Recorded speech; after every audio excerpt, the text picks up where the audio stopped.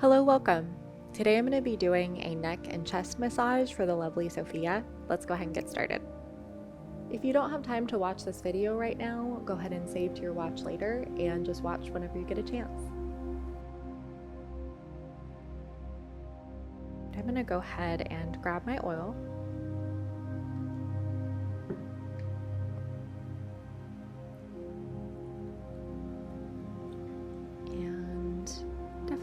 Want to make sure that I'm not using too little or too much oil today. Sophia is someone that prefers kind of a more medium touch. So I'm going to go ahead and just place my hands to start. And you always want to make sure when you're working on a more sensitive area that your client's comfortable with that. This can be really grounding for your client and yourself. Just place hands. And I'm going to start just moving diagonally across these pec muscles. And without losing contact, I'm just walking my hands back up, starting at the sternum, at that attachment site.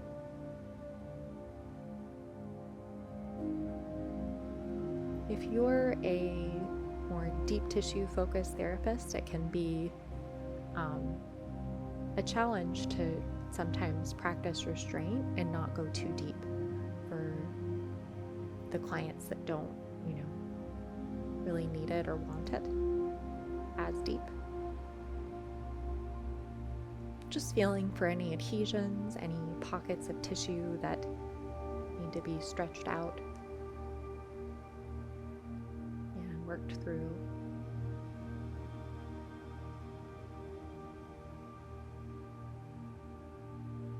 Patience is the name of the game when you're working on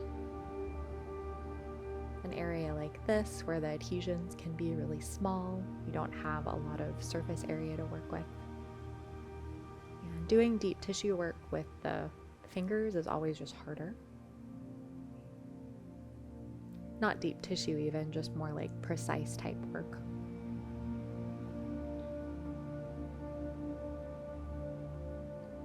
When in doubt, when you're working on this area, move closer to the sternum towards that attachment. When in doubt, when you're working on this area, just move closer to the sternum towards that attachment site. And if you get some good technique going in here, that release can travel all the way down the pec major muscle. And just working at a diagonal here.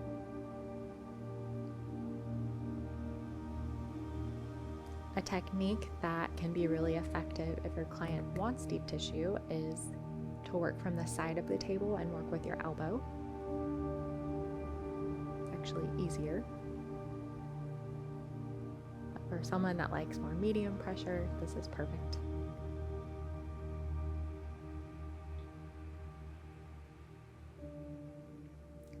And I'm going to go ahead and work more locally. I'm going to land on this left side with my left hand, not losing contact. And I'm just going to support my left hand and start working with a little more precision here. It can feel really good to pass over that shoulder joint.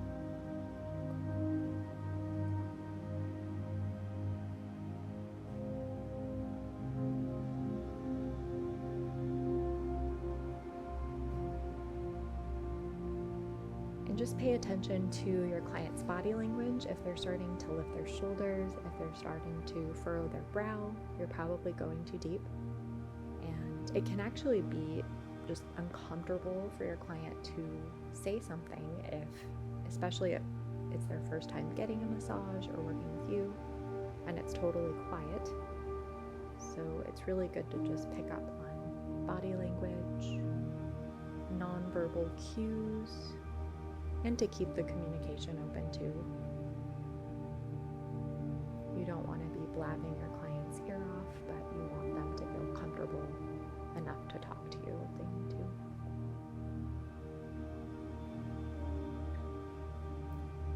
If you're new to this kind of work and you feel like you're not sure what you're doing, just using a broader surface area can be really helpful, because all of this is going to feel pretty good to most people. As you start to get a better sense of what you're doing, you can start to work out some of those adhesions that you find, work with a little more precision. I'm just going to be doing this left side today for filming purposes. And again, it can feel really nice to just glide over that shoulder joint.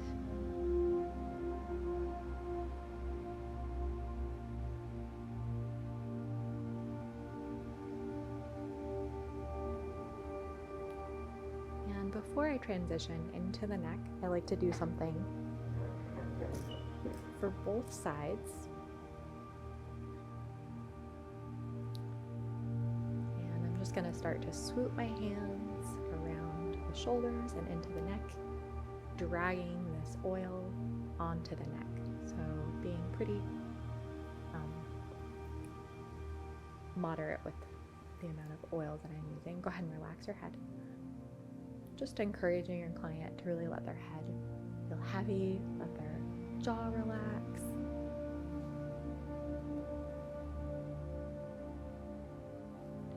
And I might need to go a little bit more oil. And sometimes I'll just grab some from my forearms if I grab too much from the beginning.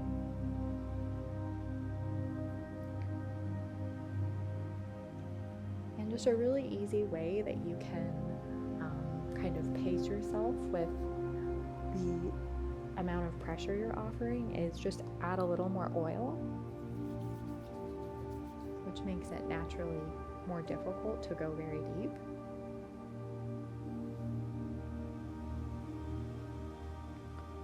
But you don't want to soak your, drench your client in oil. They don't want to feel gross when they leave. And right now I'm just gliding over this upper trap as it narrows into the neck, really focusing on that muscle to start. You typically don't want your finger joints to bend that way, but I kind of make an exception here, and I'm just keeping that awareness of my own body so that I'm not hurting myself as I work. And I'm going to start focusing a little bit more on the suboccipital area. I'm feeling for any swelling, any imbalances from left to right. You could honestly spend like 10 minutes doing this and it would feel really nice to your client. I am going to glide over that SCM muscle and just same thing, I'm feeling for imbalances from side to side and feeling for any swelling.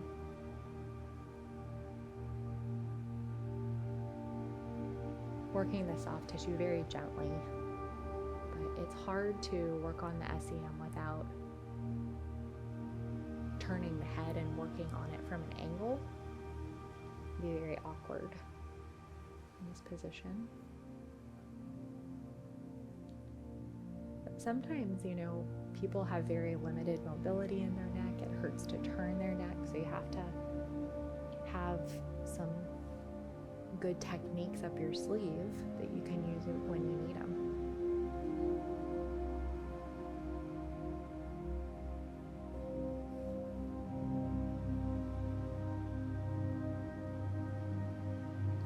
And I'm going to go ahead and just hold Sophia's head with my hands, and I'm gonna do little circular movements across this occipital ridge.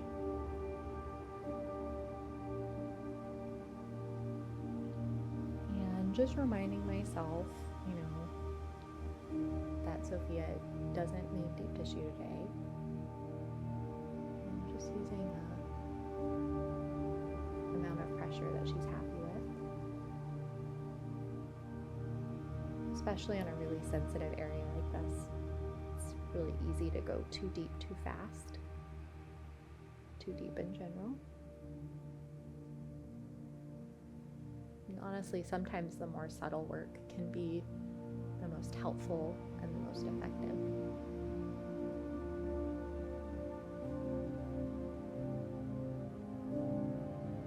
You can really encourage your client to just relax their jaw, their tongue as you're working. This kind of work can be a lot more effective and healing.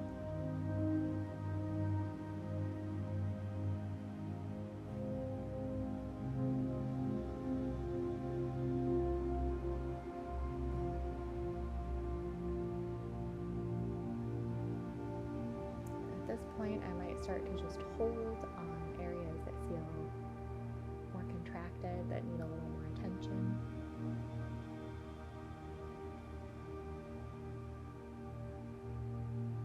And making sure that my shoulders are nice and relaxed while they work.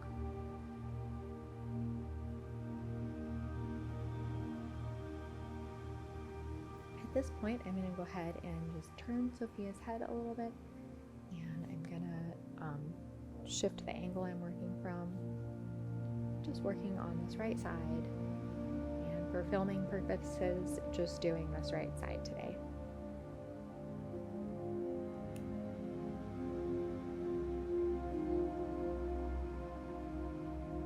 Using all of my finger pad to make it feel a little more soothing.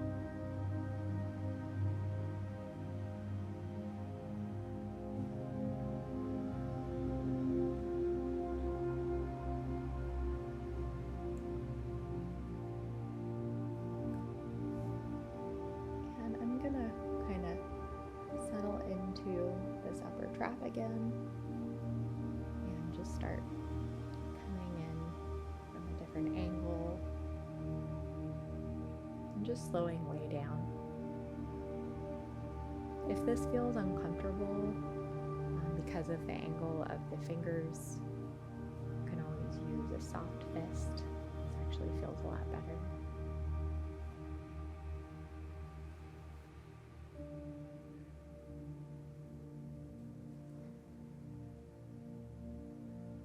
And again, just reminding myself to not use too much pressure.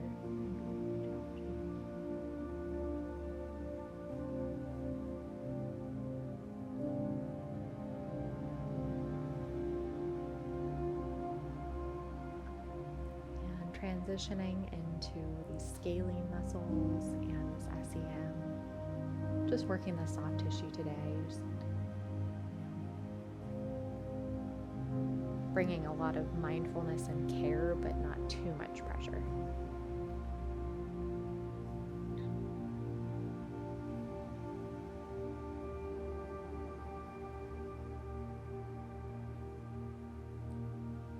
This effleurage technique feels so good on the scalene muscles.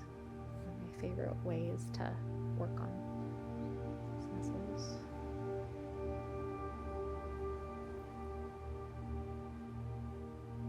It's a very gentle way to work on this SEM as well.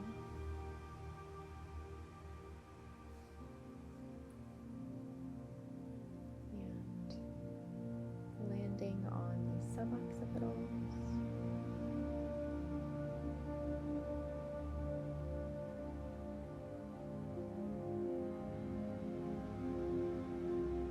At this point, I'm just kind of deciding, okay, does Sophia need a little bit more in any area before we finish up?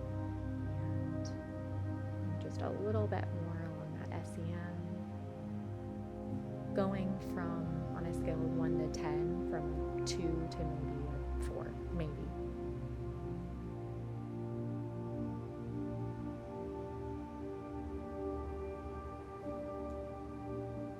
This is a muscle that can, the muscle tissue can easily become damaged if you try to work it too aggressively. It's just important to really take your time.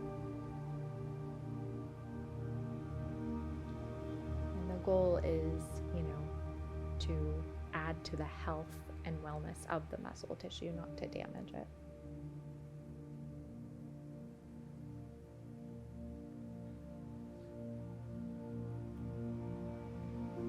I don't typically do a lot of trigger point work if somebody doesn't want deeper work. Kind of keep things moving more, not a whole lot of sustained holds. And I like to just wrap things up by focusing on that upper trap. Make sure it's nice and relaxed. And I'm going to go ahead and just turn Sophia's head, and we're going to finish with something for both sides, just some nice slow effleurate strokes.